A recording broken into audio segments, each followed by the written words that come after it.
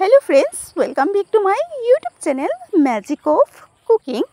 तो फ्रेंड्स আবারও চলে এসেছি আপনাদের সামনে নতুন আরও একটি রেসিপির সাথে।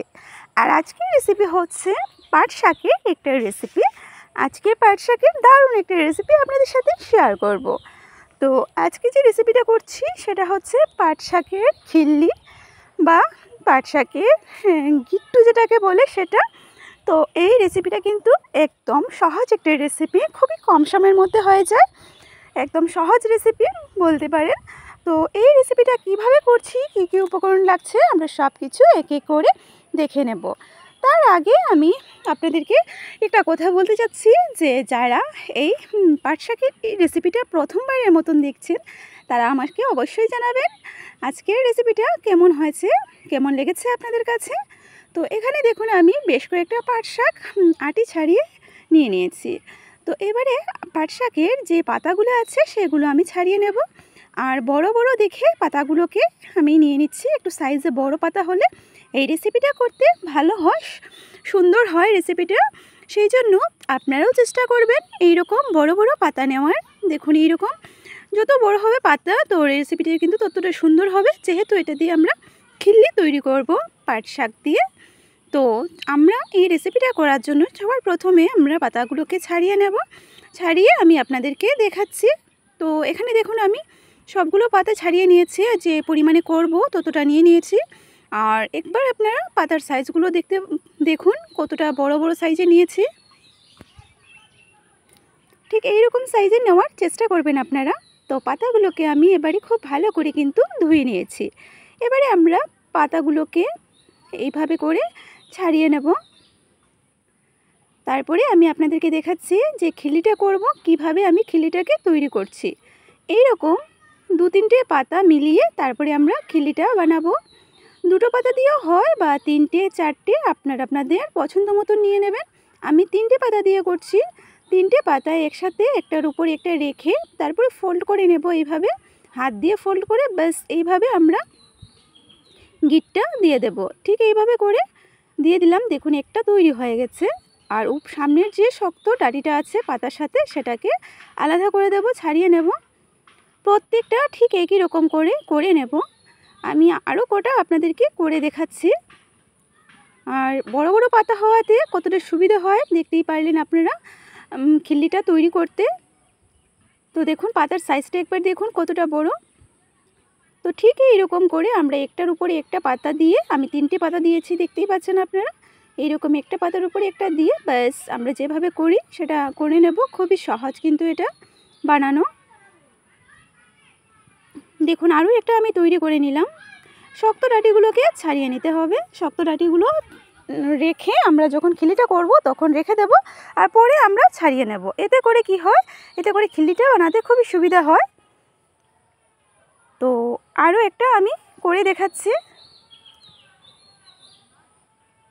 আর এটা করতেই যা একটু টাইম লাগে, আর এটা রান্না করতে কিন্তু খুবই কম টাইম লাগে, একদম কম টাইমের মধ্যে আমরা এটা করে নিতে পারি, এটা ঝটপটে হয়ে যায়। তো দেখুন আমি কিন্তু এক এক করে 3টে করে নিয়েছি। এইভাবে খুব সহজে আমরা সবগুলোকে করে নেব।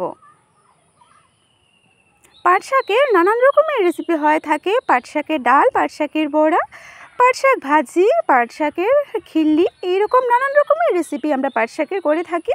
আজকে ভাবলাম খিল্লির রেসিপিটা করি আর সেটাই আপনাদের সাথে শেয়ার করে নেব। আর খিল্লির রেসিপিটাও কিন্তু আমরা জিরে বাটা দিয়েও করতে পারি বা সর্ষে দিয়েও করতে পারি। তবে আজকে আমি জিরে বাটা দিয়ে করব না, আজকে আমি সর্ষে বাটা দিয়ে করব।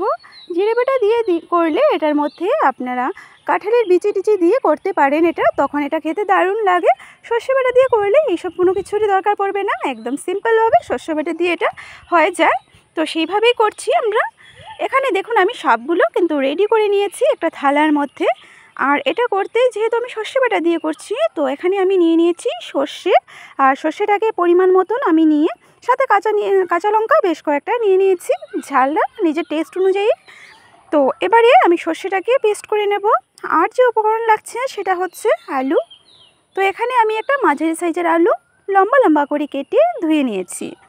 সর্ষে আর কাঁচা লঙ্কাটাকে গরম জল দিয়ে একটু ভিজিয়ে রেখেছিলাম। এবারে আমরা একটা মিক্সির মধ্যে নিয়ে পেস্ট করে নেব। আর সর্ষে কাঁচা লঙ্কার সাথে এক টুকরো আদা নিয়ে নিয়েছি। এই সব কিছু একসাথে পেস্ট করে আমি আপনাদেরকে দেখাচ্ছি।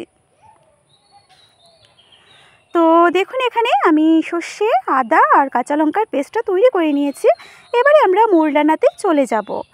তো এদিকে একটা গ্যাস অন করে একটা কড়াই বসিয়ে দিয়েছি। কড়াইটাকে ভালো করে গরম করে দিয়ে দিলাম সাদা তেল। এখানে আমি সাদা তেল দিয়ে করছি, আপনারা চাইলে সর্ষের তেল দিয়েও কিন্তু রান্নাটা করতে পারবেন। তেলটাকে ভালো করে গরম করে প্রথমে আলুগুলোকে ভেজে নেব। অল্প নুন দিয়ে দিচ্ছি, আর নুন দিয়ে এবার আলুটাকে ভালো করে ভেজে নিতে হবে। যেহেতু পাট শাক, আর পাট শাক তো একদমই নরম হয়ে যায়, তো সেই কারণে আমাদেরকে আলুটাকে প্রথমেই ভালো করে নরম করে ভেজে নিতে হবে। তো ভালো করে আমি এটাকে নাড়াচাড়া করে আলুটাকে ভেজে নিয়েছি। কালারের জন্য সামান্য হলুদের গুঁড়ো এবারে দিয়ে দিলাম। হলুদের গুঁড়ো দিয়ে আবারও এটাকে খুব ভালো করে নাড়াচাড়া করব, আর একটু সুন্দর কালার চলে আসা পর্যন্ত আলুটাকে ভেজে নেব। তো সাথে থাকুন আর ভিডিওটি শেষ পর্যন্ত দেখতে থাকুন, আশা করি ভালো লাগবে। একদম সিম্পল পাট শাকের একটা রেসিপি। তো দেখুন আলুগুলো কিন্তু ভাজা হয়ে গেছে। এবারে কিন্তু আলুগুলোকে তুলে নিতে পারেন, বা আলুগুলোকে একটু সাইড করে তারপরে আপনারা ফোড়ন দিয়ে দিতে পারেন, বা পাট শাকগুলোকে ভেজে নিতে পারেন, কারণ পাট শাকগুলোকে কিন্তু ভেজে নিতে হবে, সেই কারণে বলছি। তো এখানে আলুগুলোকে আমি ভেজে তুলে নিলাম একটা পাত্রের মধ্যে। এবারে তেলের মধ্যে খিল্লি করে রাখা পাট শাকগুলোকে ভেজে নেব। তার আগে এখানে ফোড়নটা দিয়ে দিচ্ছি। তো ফোড়নে দিয়ে দিলাম একটা তেজপাতা 2 টুকরো করে, আর একটা শুকনো লঙ্কা, আর সামান্য কালো জিরে। ফোড়নটাকে এবার ভালো করে ভেজে নেব। তো দেখুন ফোড়নটা কিন্তু ভাজা হয়ে গেছে। এবারে খিল্লি করা পাট শাকগুলোকে দিয়ে দিচ্ছি।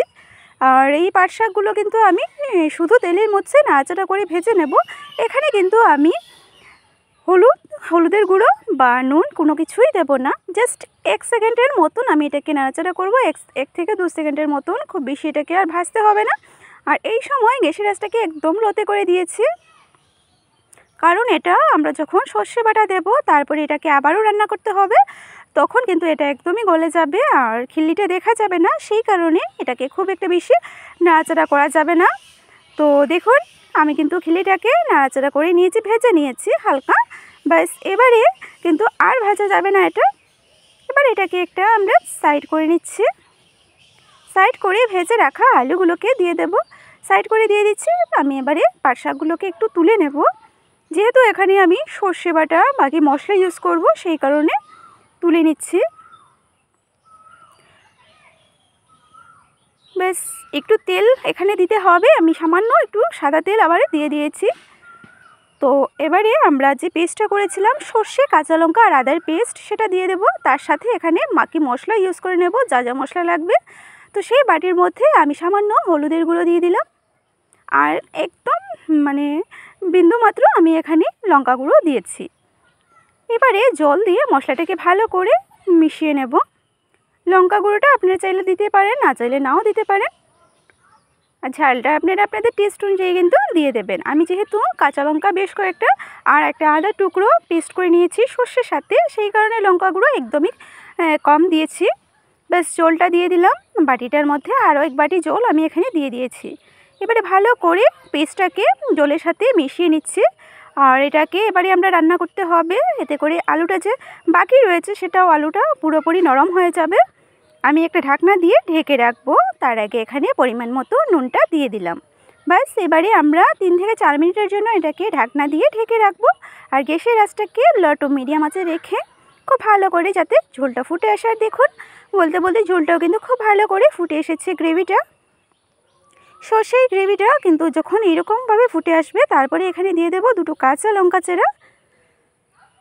তো এখানে কাঁচা পাকা লঙ্কা আমি 2টো দিয়ে দিলাম। আর ভেজে রেখেছিলাম যে পাট শাকের খিল্লিগুলো, সেটাকে এবারে দিয়ে দেব। বেশ এখানে কিন্তু আমাদের সব উপকরণ দেওয়া হয়ে গেছে। আর নামানোর আগে এখানে সামান্য চিনি দিয়ে দেব, এতেই হয়ে যাবে আমার আজকের রেসিপিটা। এবারে আমি ভালো করে মিশিয়ে নেব, আর খুব সাবধানে মিশাতে হবে, না হলে আবার খিল্লিগুলো খুলে যাওয়ার সম্ভাবনা থাকবে। সেই কারণে খুবই আলতো হাতে মিশিয়ে নিচ্ছি। এইভাবে মিশিয়ে আরও 1 থেকে 2 মিনিটের মতন রান্না করে নেব ঢাকনা দিয়ে। তো এটা 1 থেকে 2 মিনিটের জন্য আমি ঢেকে রাখছি। তো দেখুন বন্ধুরা, আমি কিন্তু এটাকে রান্না করে নিয়েছি। 1.5 মিনিটের মতন হয়েছে। আমি 2 মিনিট পুরোপুরি এটাকে রান্না করিনি। আর আমার কিন্তু আজকের রেসিপিটা তৈরি হয়ে গেছে। পাট শাকের খিল্লির রেসিপি, সর্ষে বাটা দিয়ে পাট শাকের খিল্লির এই রেসিপিটা আমার তৈরি। তো আমি কিন্তু সামান্য চিনি দিয়ে দিয়েছি আর সবশেষে এটাকে নামিয়ে নিলাম একটা পাত্রের মধ্যে। তো কেমন হয়েছে বন্ধুরা, আমাকে কমেন্টের মাধ্যমে অবশ্যই জানাবেন আজকের এই রেসিপিটা।